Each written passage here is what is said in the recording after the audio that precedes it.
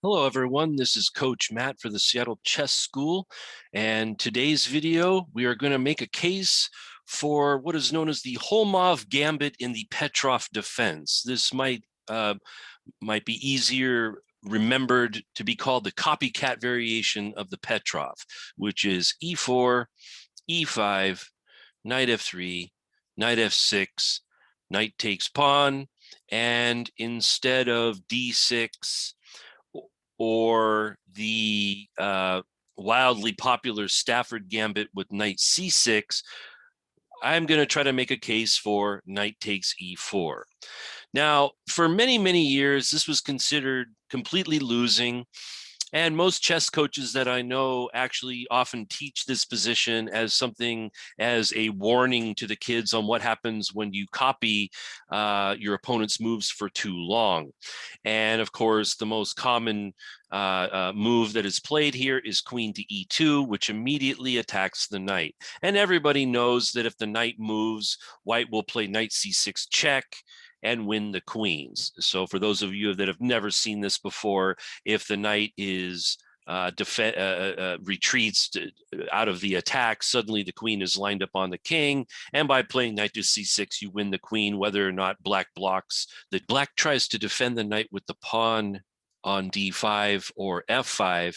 d3 is a nice response to this. Once again, if the knight moves, then knight c6 will win the queen. The only move that black can even try here is queen to e7, and after pawn takes, queen takes, and pawn takes, the queens are forced off the board, and white has a pawn up endgame, which is rather pleasant.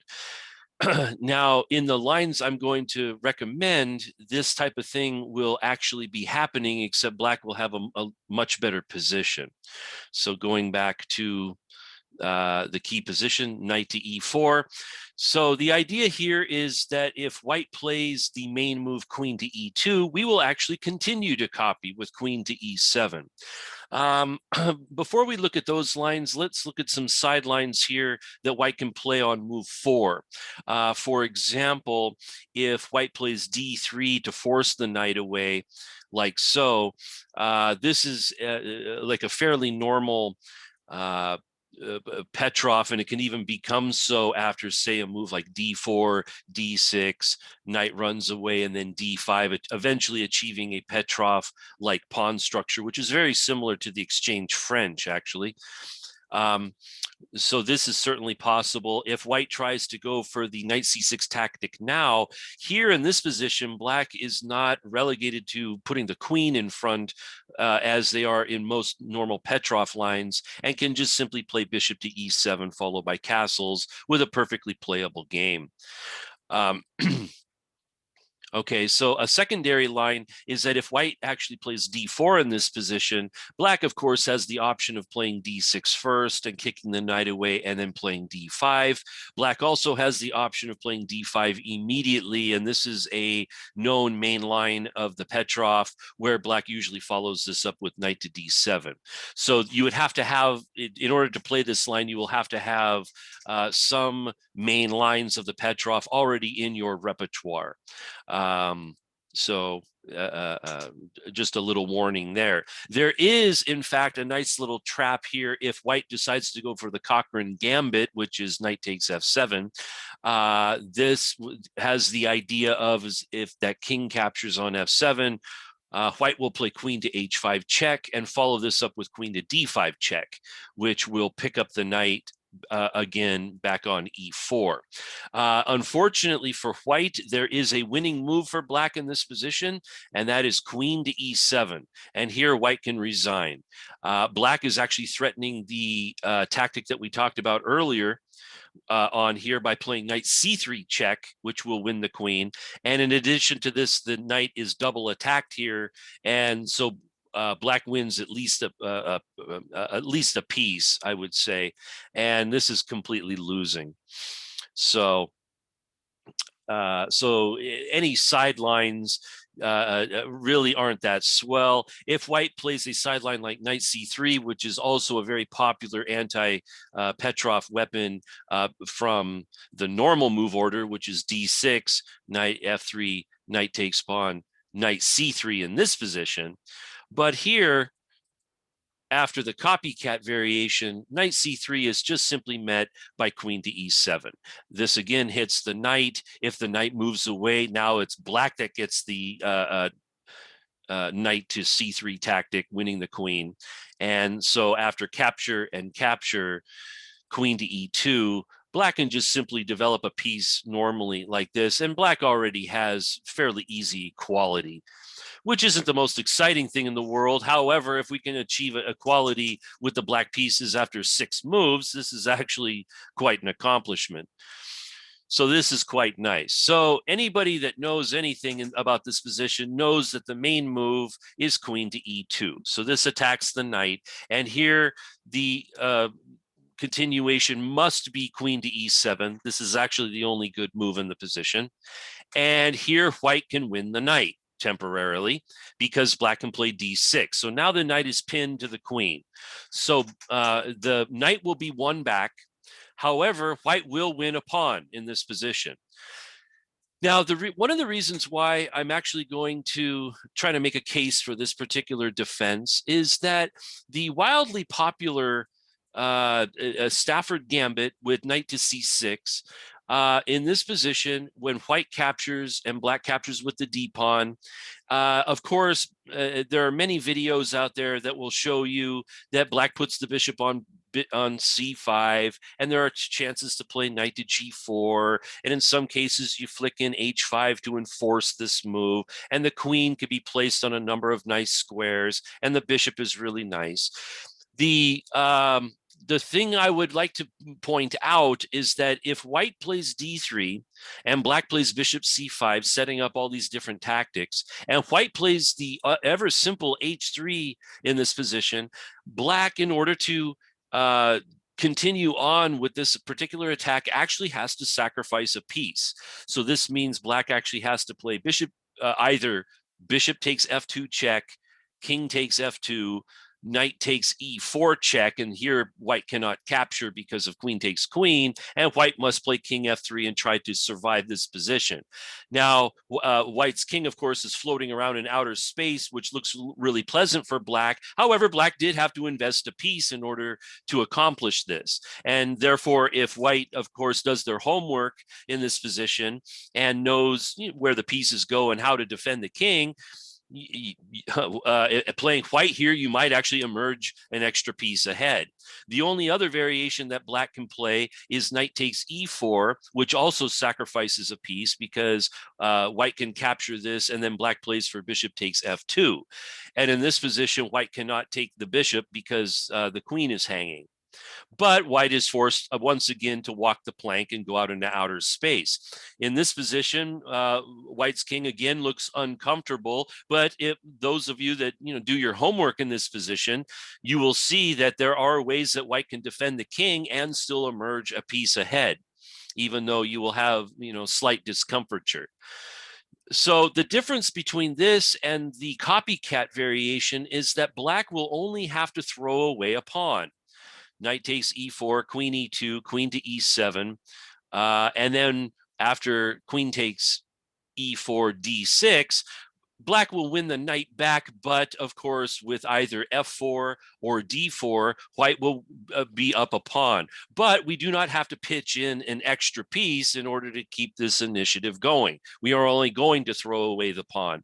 Everything else will be just pure development and the attempt to seize the initiative. Okay, so in this position, white, generally speaking, has 2 moves. One is to play f4, the other is to play d4 to protect the knight. Anything else, and this would be, I guess, the first general rule of this position, and that is if white allows the queen to capture the knight on e5 and trade queens, black is basically has achieved equality. So this means any move like, say, knight to c3 or bishop to c4 or any sort of developing move that is typically played in e4 e5 positions, just simply taking the knight and exchanging queens gives black easy equality, which, like I said, getting this type of thing so early in the game is quite an accomplishment. So this means that if white wants something, they have to actually protect the knight. Okay, so the first move we shall look at is f4. This protects the knight in the most aggressive way. And in addition to that, when white captures back on e5 with the f pawn, this will open the f file, which of course will give white some good attacking prospects, especially if a rook can get to f1. Okay, so we should collect our knight, and white should collect their pawn.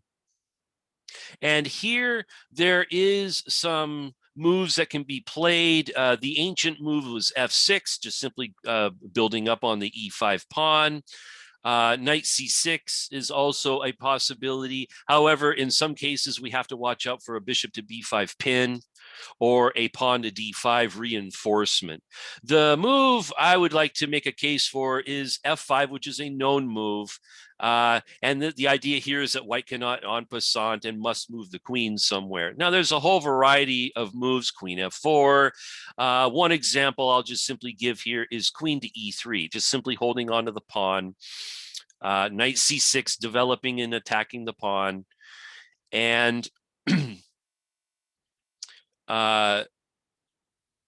knight c3, just a developing move and also aiming for knight to d5. And here, like I said, anytime we can capture the pawn back, this is quite nice. And in this position, black should collect this pawn or at least attack the pawn. Now, this particular variation, we do have to pay attention to knight to d5. So, for example, knight takes pawn, knight to d5, hitting c7 and e7 and e5. Basically forces us in a somewhat uncomfortable position. So the move I would suggest here is to play the combative queen to h4 check. This pretty much compels g3, and then we play queen d4. So one of the ideas in this particular gambit is that sometimes the queenless middle game is actually still playable for black. Black will have plenty of chances with these actually, for example, a bishop coming to c5 is going to be a good piece. The bishop coming to e6 is going to be a good piece. Castling queenside is going to make a very good rook. Putting the other rook on e8 is going to improve this rook. In this particular gambit, we will also have some opportunities to do some kingside pawn storming with all three of the pawns. Generally speaking, in this line, the queenside pawns will stay here. We might have to play a6 at some point to kick something on b5, but usually these pawns are left here to guard a king. So that's usually the kind of setup that we can go for. And so this is one type of thing that we can try to go for in this line. Okay, so now, with both of these lines, with f4 and d4, there will be some opportunities for white to actually capture the pawn with the queen and do the classic thing of going into a queenless middle game or close to an end game with an extra pawn. This is, generally speaking, a very good plan in order to try to win. So what happens if on the f4 variations, let's back up here for a second. These are variations where white plays f4 and we capture. And so what happens if they capture with the queen? In these variations, we should always trade the queens, take, and then attacking the pawn whilst developing. Pretty good move. Also, it prevents d4, at least temporarily. Bishop to b5, good move, pinning the knight to the king. Bishop d7 is unpinning, and again, threatening to play knight takes e5, and again, slowing down d4. So in one sample line, here, white could actually capture the thing that's attacking e5. Black, of course, captures back with now an extremely excellent bishop. White can castle in order to defend the g-pawn, and black can actually develop a bishop with a gain of time, and of course, king to h1. So this type of endgame, of course, Black has lots of prospects here with the two extremely excellent bishops here raking in this direction. Black, of course, can also castle queenside at some point, although we have to worry about the F pawn.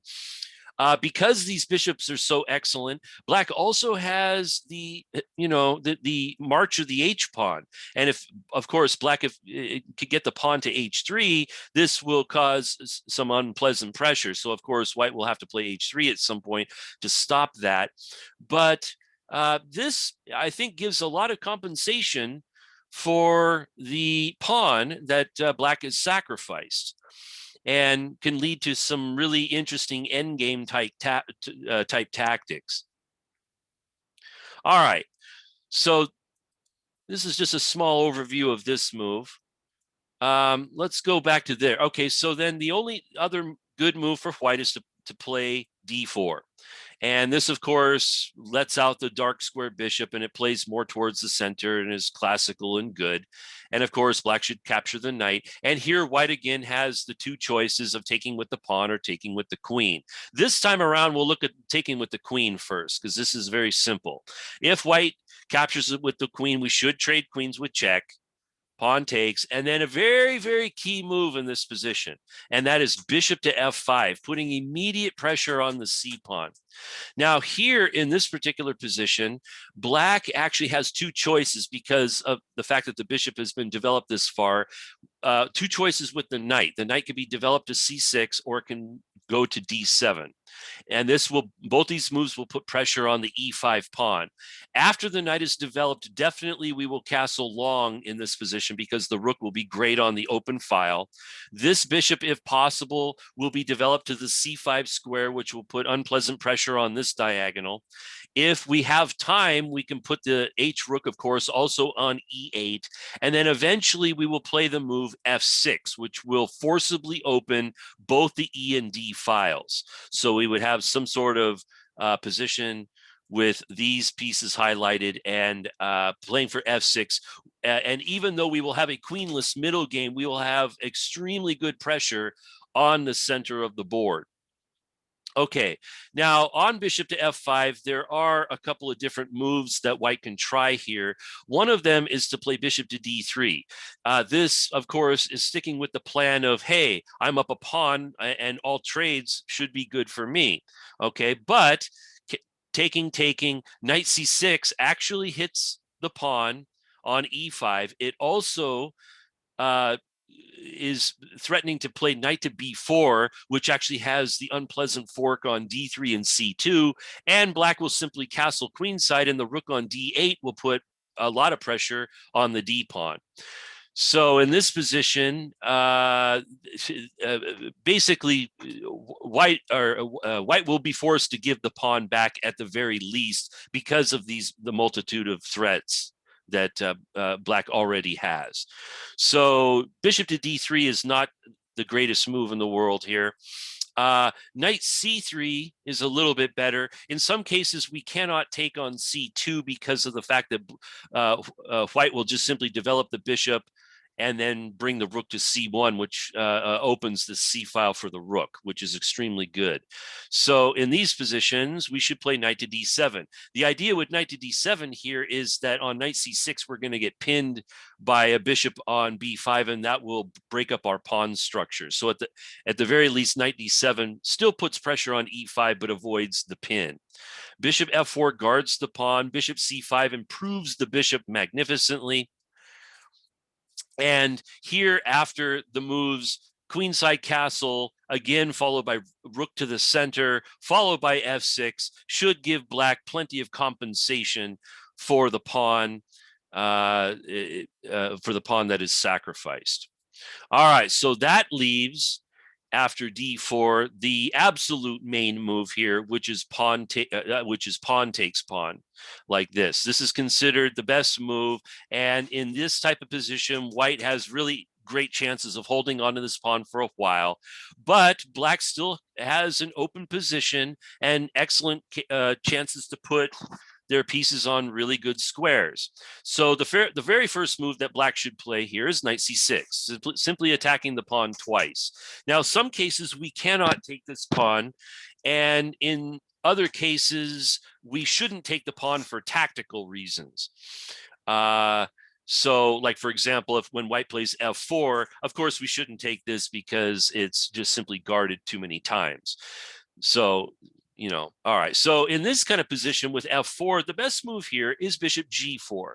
This has kind of a sneaky idea of trying to castle and try to take advantage of the d1 square. So forcing white to do, maybe something slightly passive here, like say bishop to e2 or bishop to d2 or knight to d2, something to guard this particular threat. Okay, but this already has black already has good compensation here already just because of these developing moves. By the way, one of the things about bishop g4 is that it sets a small little trap, and that, of course, is that if white decides to try to kick the bishop, then black can play queen h4 check, which is massively unpleasant and gives black pretty much a winning attack. So f4 is one particular move. Another move that white can play here is bishop to b5, going for the immediate development and immediate pin. Here we should unpin, and white can play knight to c3. This, again, in many cases, threatens knight to d5. So in this position, there are basically three moves that have been tried. One of them is the immediate a6, which I think runs into knight to d5. So you don't want to get kick happy here in this position because the counterattack is too fierce. The modern move in this position is queen to b4, which immediately tries to trade queens. And if the queens are traded, then the bishop will take, and resuming development, being a pawn down, but having extremely active pieces to work with.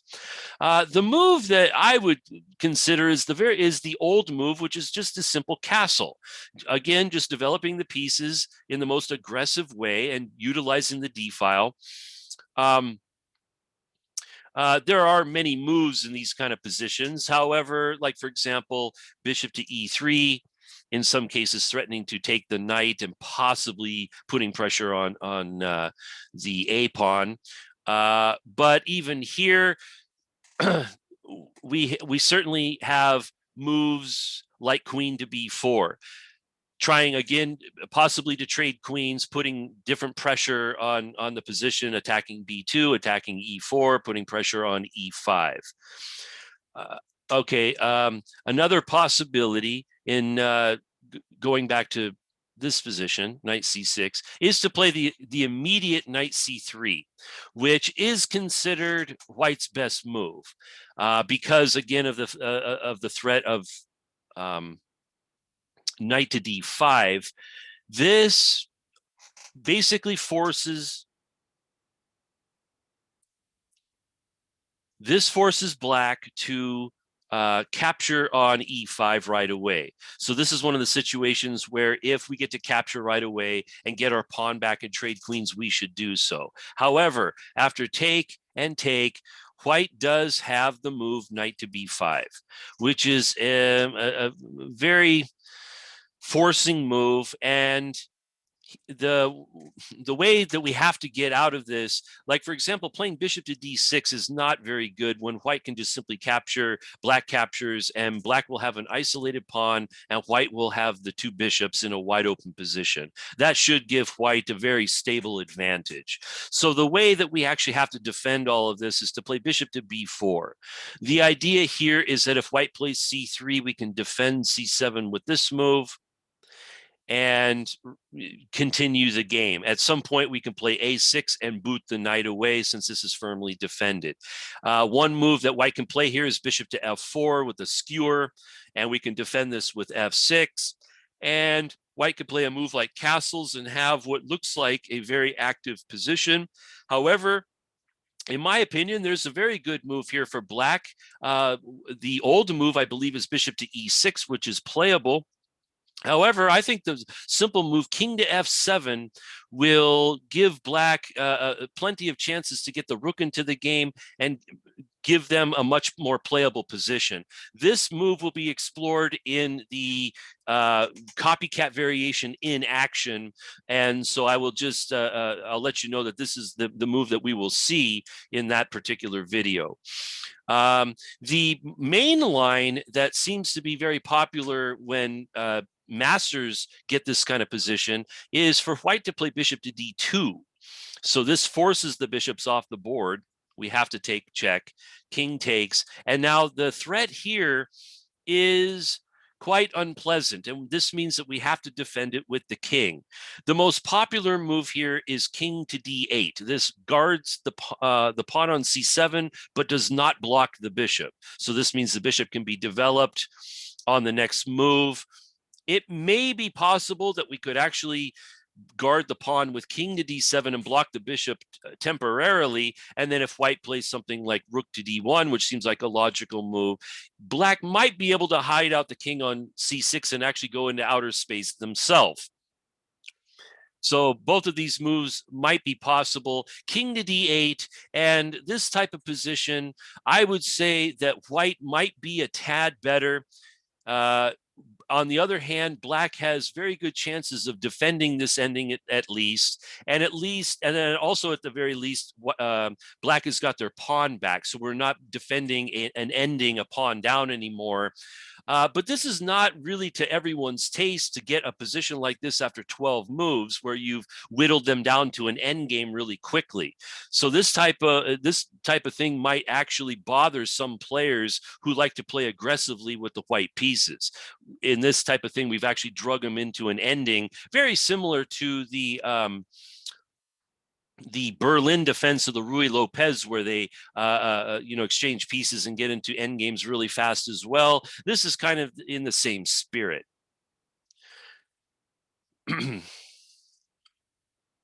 All right, so that is possibly the best that white can achieve in that type of position. So if that type of position doesn't seem to bother you, then this defense could be for you. Now, there is one other move that is played after knight c6 in this position, and that is bishop to f4, which also looks fairly logical. It develops a piece, and again, it is trying hard to hold on to the pawn forever. In this type of position, black actually can utilize their kingside pawns immediately with the move g5, followed up by f5, as you can see on the highlight here. So here's another little basic trap that can happen in this opening, and that is if white gets greedy and plays bishop to g3 to try to hold on to this pawn, black plays f5, and this actually wins the game for black because the threat is f4, Noah's arcing the bishop. Once again, en passant is not on when the queen is hanging. So f5 actually wins a piece at once. So this is a nice little, another nice little trap that you can get out of this particular variation.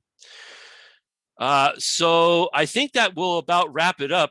Those are the main variations. I kind of went through this really quickly because I would rather actually show this in action, but these are the lines here. You can check them with the computer if you wish, and decide upon, which particular variations that you like within these variations. I've given a couple of choices in certain lines, but I think that this particular variation has a lot of wins to it and could possibly be a way in the future for players to play if they want to gambit in a different way. I would also mention, going back to the beginning, because the Stafford Gambit is so popular, and because knight takes e4 is still playable, I would venture to guess that in the future, knight takes e5 will not be the most popular move anymore, and instead this move, which has been played many times by many great players, will become most popular once again. Maybe this is true, but I'm just going to make that prediction right now. And this type of move, I would venture to guess, blocks out both. I think this move blocks out both gambits, both the Stafford and the copycat variations. Nevertheless, hopefully this will be useful to you. I will make another immediate video right after this and show this type of thing in action. And hopefully this all together will make a case for the copycat variation of the Petroff. This has been Coach Matt for the Seattle Chess School, and I will see you guys on the next one.